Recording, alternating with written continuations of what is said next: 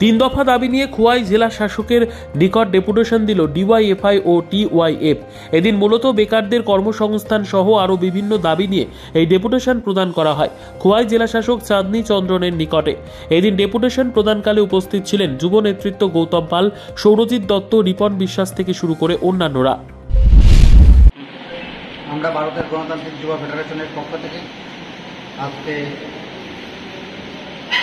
ত্রিপুরা রাজ্যের মাননীয় মুখ্য সচিবের নিকট আমাদের খোয়াই জেলার মাননীয় ডিএম সাহেবের মধ্য দিয়ে তিন দফা দাবির ভিত্তিতে আমরা আমাদের দাবি সনদ এখানে পেশ করে মাননীয় মুখ্য সচিবের দৃষ্টি আকর্ষণ করবার জন্য এখানে ডেপুটেশনে মুক্ত হয়েছে। আমাদের রাজ্যের মধ্যে চলন্ত সমস্যা হচ্ছে বেকার সমস্যা।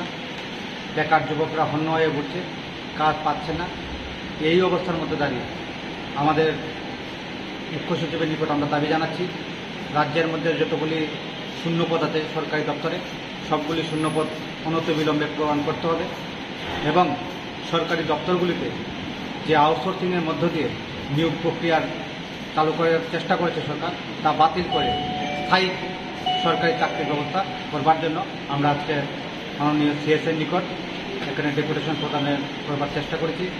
আমরা আশা করছি আমাদের রাজ্যের মুখ্য সচিব এই দাবিগুলির যৌক্তিকতা মেনে আগামী দিনগুলিতে রাজ্যের সরকারি কর্মচারীর সংখ্যা বৃদ্ধি করবার জন্য, সরকারি কর্মচারী রিক্রুটমেন্ট করবার জন্য এবং সরকারি চাকরিতে আউটসোর্সিং প্রথা বন্ধ করবার জন্য উদ্যোগী ভূমিকা পালন করবে।